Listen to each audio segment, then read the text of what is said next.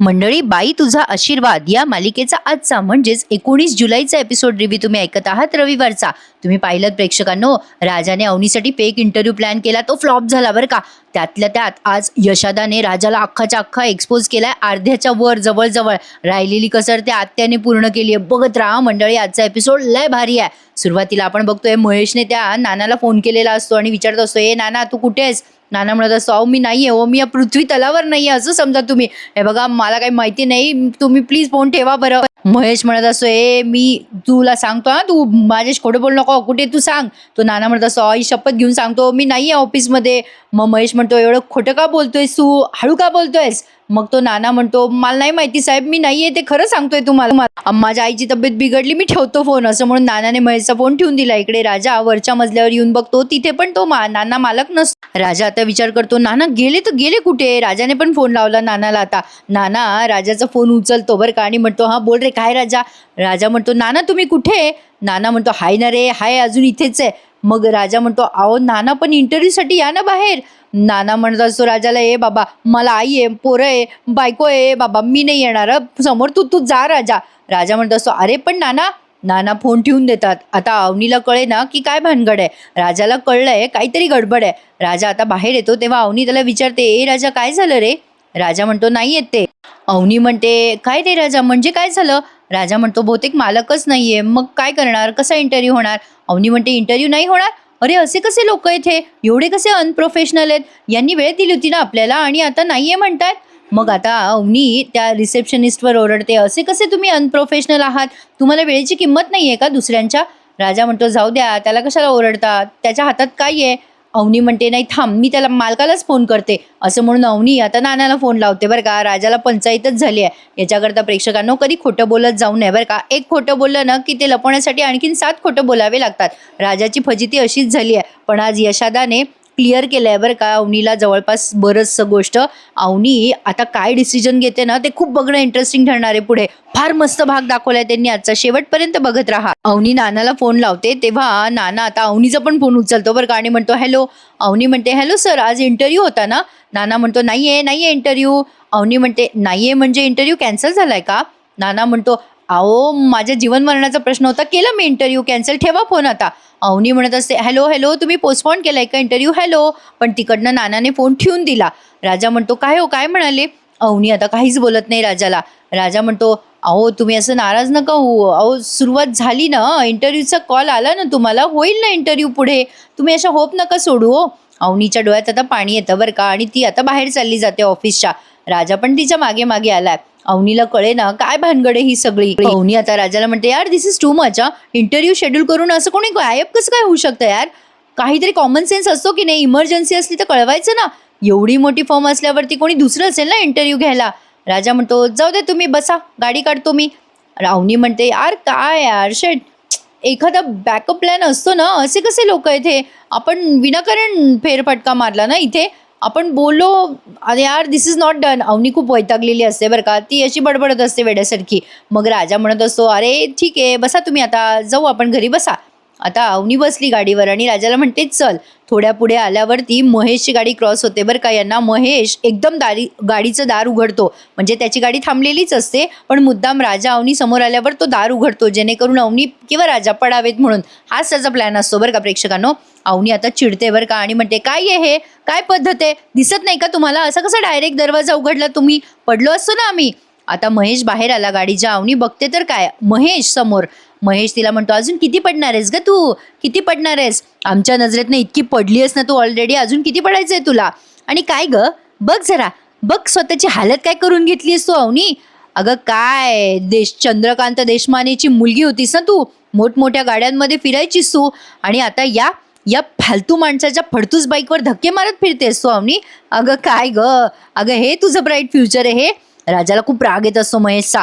मग महेश म्हणतो, सर्टिफिकेट शिवाय आता काय करणार आहेस अवनी तू, कशी तुझी स्वप्न पूर्ण करणार ग, कशी मिळणार तुला नोकरी सांग. अवनी आता महेशच्या समोर येते आणि म्हणते, काय रे महेश, नाही सख्खा मोठा भाऊ आहेस ना तू माझा, स्वतःच्या बहिणीच्या पाठीशी उभं राहायचं सोडून माझ्या जखमेवर मीठ चोळायला आलायस. अरे दादा, यासाठी तुला राखी बांधली होती का रे मी. त्यावर महेश म्हणतो, अगं राखीची माती केलीस ग तू अवनी, माती केलीस. चंद्रकांत देशमानेची इज्जत चव्हाट्यावर आणलीस तू अवनी.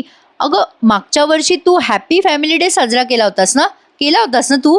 फॅमिलीला बरबाद करून चांगली हॅपी झाली असशील ना ग तू अवनी. हे बोलताना महेशच्या डोळ्यात थोडं पाणी आलं होतं बरं का प्रेक्षकांनो. पण आता लगेच राजा म्हणतो चला चला बरं इथून. आता महेशला खूप राग येतो राजाचा बरं का. तो खुन्नस देऊन बघत असतो राजाकडे. राजा आता अवनीला म्हणतो चला बसा बरं.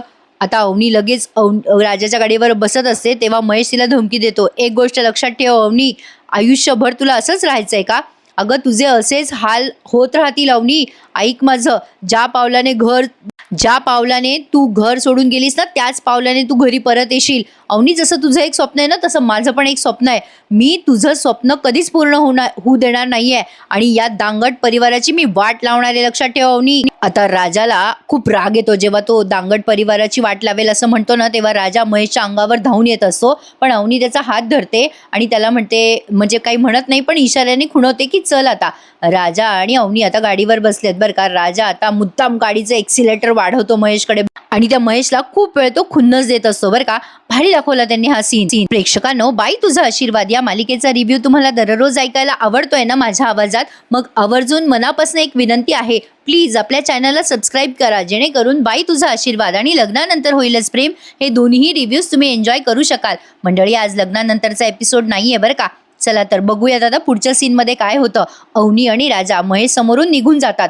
जाताना राजा महेशच्या अंगावर गाडी घालतो की काय असं करतो बरं का. महेश आता रागाने या दोघांकडे बघत असतो जाताना. इकडे धन्या आलाय कॉलेजमधनं.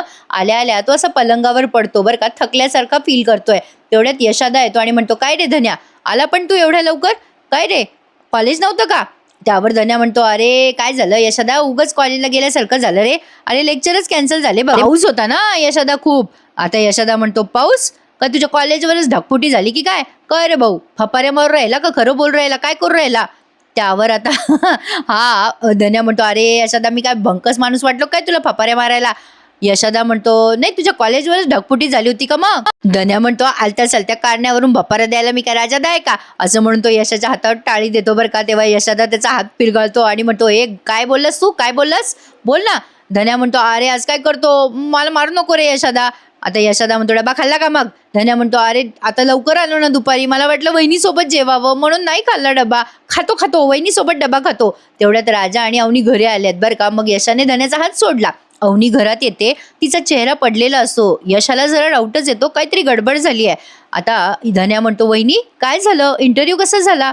अवनी काहीच बोलत नाही बरं का. धन्या पुन्हा येतो तिच्या जवळ आणि म्हणतो, काय आलं वहिनी सांगा ना. आता यशा राजाकडे बघत असतो बरं का आणि म्हणतो, राजा काय झालं तिथे सांग मला. राजा आता काहीच बोलत नसतो. धन्या म्हणतो, ए बोल ना राजादा, काय झालं? राजा आता काही बोलणार तेवढ्यात अवनी म्हणते, यशदा ऐन वेळेवर त्यांनी ना इंटरव्ह्यूच कॅन्सल केला बघा. ऑफिसमध्ये गेलो आम्ही तिथे तर म्हणाले इंटरव्ह्यू इथेच नाहीये. बरं त्यांना फोन केला तर त्यांनी सांगितलं पण नाही इंटरव्ह्यू होणार आहे नाही होणार आहे. यशदा तुम्ही रेफरन्स दिला होता ना, तुमच्या ओळखीचे आहे ना ते? मला वाटलं मोठी कंपनी असेल, खूपच अनप्रोफेशनल निघाले होते. बघा ना यशदा, मी केवढी होप ठेवून गेले होते, माझ्या भावनांशी असं कसं खेळले ते. यशदाला खूप राग येतो बरं का आता राजाचा. पण यशदाच्या आता डोक्यातच जाती ही गोष्ट आणि तो ठरवतो की काही झालं तरी अवनीच्या भावना दुखवायच्या नाहीत आता आणि जे सत्य आहे ते सांगायचं. अरे उगाचच या राजाने यशावर तिकीट फाडलं होतं ना प्रेक्षकांनो की यशाच्या ओळखीचे आहेत म्हणून. आता अवनी आतमध्ये जाते तेव्हा राजा म्हणत असतो, थांबा. पण आता यशाच म्हणतो, थांबा अवनी, तुम्ही चला बरं माझ्याबरोबर. अवनी म्हणते, कुठे जायचंय यशदा? यशदा म्हणतो, सगळं सांगतो, तुम्ही चला माझ्याबरोबर. अवनी म्हणते, त्या ऑफिसला जायचंय का परत यशदा? यशदा म्हणतो, चला तर. अवनी आता बाहेर येते बरं का. राजाला काही बोलायचा चान्सच दिला नाही यशदाने. यशदा म्हणतो, चला तुम्ही माझ्याबरोबर. आता राजाला गाडीची किल्ली मागतो बरं का यशदा आणि म्हणतो, राजा तू इथेच थांब, मला गाडीची किल्ली दे. गाडीची किल्ली घेतो यशदा. राजाला काही कळतच नाही, तो एकदम निशब्द झालेला असतो, तो मागे मागे जातो यशदाच्या. धन्या म्हणतो, अरे यशदा वहिनीने काही खाल्लं नाही ना रे अजून, थांब ना. यशदा आता धन्याकडे रागाने लुक देतो बरं का, त्यामुळे धन्या गपचूप बसतो. अवनी म्हणते, बसा तुम्ही. अवनी आता गाडीवर बसली आहे बरं का. राजा आता जाताना म्हणत असतो, अरे यशदा अरे थांब ना. पण यशदा मात्र आता गाडी घेऊन निघून जातो. आता यशदा अवनीला त्याच्या कॉन्ट्रॅक्टर म्हणजे तो गवंडी आहे ना त्या साईटवर आणतो तो बांधकामाच्या आणि तिला सत्य सगळं सांगतो. पण फार छान दाखवला बरं का प्रेक्षकांनो त्यांनी सीन. राजाला आता काळजी वाटायला लागते, बापरे यशदा कुठे घेऊन गेला असेल अवनीला, असे बरेच प्रश्न त्याच्या मनात येतात. पण काहीतरी त्याला खटकतं आणि तो पटकन सायकल घेतो यशदाची आणि यशदाच्या मागे मागे जायला लागतो. आता यशोदा तर तोपर्यंत साईटवर पोहोचलाय असं त्यांनी दाखवलंय. आता शेवटी गाडीची स्पीड, सायकलची स्पीड स्लो असणार ना, सायकलची स्पीड. अवनी पोहोचते आता तिथे बांधकामाच्या ठिकाणी आणि यशाला म्हणते, "काय झालं यशोदा, आपण इथे का आलोय?" "अरे, ही तुमची साईट आहे का? ओ, छान आहे हं, खूप छान आहे."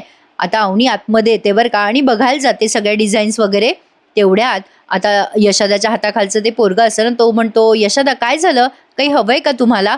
यशोदा आता त्या माणसाशी काहीच बोलत नाही आणि आतमध्ये येतात अवनीच्या मागे-मागे. अवनी ती डिझाईन्स वगैरे बघत असते घराची आणि म्हणत असते, "छान बांधकाम आहे हं यशोदा. कोणी केलंय डिझाईन?" "अरे, तुम्हीच केलंय वाटतं यशोदा ना?" आता यशोदा म्हणतो, "असं वाटतं का तुम्हाला अवनी की मी डिझाईन केलं असेल?" अवनी म्हणते, "करू शकता ना तुम्ही यशोदा. आजकाल कॉन्ट्रॅक्टर, बिल्डर्स सगळं स्वतःच मॅनेज करतात ना. अनुभवाने तर तेवढं येतच यशोदा. खूप छान केलंय हं डिझाईन. आता मला प्रश्न पडलाय की तुम्हाला कॉन्ट्रॅक्टर म्हणू का इंजिनियर म्हणू?" यशोदा आता चिडतो आणि म्हणतो, "मी नाहीये. कॉन्ट्रॅक्टर पण नाहीये आणि इंजिनियर पण नाहीये. मी नाहीये हो, खरंच नाहीये. कॉन्ट्रॅक्टर पण नाहीये, इंजिनियर पण नाहीये. मी मी मी सांगू तुम्हाला मी कोण आहे?" अवनीला आता कळेना असं का बोलतोय यशोदा. यशोदा म्हणतो, "थांबा मी दाखवतो तुम्हाला."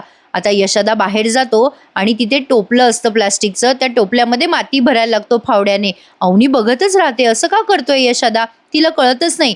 यशोदाने टोपल्यामध्ये माती आणली आणि ती माती भरून त्याने एका ठिकाणी टाकली आणि तो अवनीच्या समोर आला. खूप भारी दाखवला प्रेक्षकांनो हा सीन. आता यशोदाने ती टोपली खाली टाकली आणि अवनीकडे बघतो. अवनी त्याच्याकडे बघते. यशोदा टोपली हातात घेतो आणि म्हणतो, "बघा, बघा हा आहे मी. मी मी टोपल्यात भरून रेती वाहणारा एक मजूर आहे. मी मी विटावर वीट रचून एक बांधकाम करणारा गवंडी आहे. बाहेर बाहेर ट्रक आला ना, की की गिट्टी म्हणा, लोखंड म्हणा, विटा म्हणा सगळं मी उतरवतो. मी मी मी मजूर आहे हो. मी कॉन्ट्रॅक्टर नाही आहे. मी मी मी खोटं बोललो. नाही म्हणजे परिस्थितीनुसार मला शिक्षण नाही पूर्ण करता आलं. काय करणार? हे शिकावं लागलं पोटापाण्यासाठी." आमचा राजा म्हणतो, "मी आहे श्रीमंत, पण गरिबासारखा वागतो. पण मी खरंच गरिबासारखा वागत नाही हो. मी आहे. मी गरीबच आहे." अवनी यशोदाकडे बघतच राहते बरं का प्रेक्षकांनो. काय ॲक्टिंग केली आहे यशोदाने नंबर 1. आता यशोदा म्हणतो, "राजाने माझ्याबद्दल तुम्हाला तुम्हाला जे सांगितलंय ना ते." अवनी म्हणते, "खोटं आहे? म्हणजे म्हणजे राजा माझ्याशी खोटं बोलला?" यशा म्हणतो, "हो." अवनी म्हणते, "त्याने हे कशासाठी केलं?" यशोदा म्हणतो, "मला नाही माहिती. कदाचित तुम्ही एवढ्या शिकलेल्या आहात, मोठ्या घरच्या आहात. म्हणजे तुम्हाला असं वाटलं असेल आम्ही अडाणी आहोत. तुम्हाला कदाचित त्याची लाज वाटेल वगैरे. पण तुम्हाला सांगू एक गोष्ट, गॅरंटीने सांगतो मी तुम्हाला. माझ्या राजाला ना माझ्या कामाची कधीच लाज नाही वाटली हो. तो तो जगाला घाबरतो. तो त्याला माहिती आहे ना जग कसं आहे ते.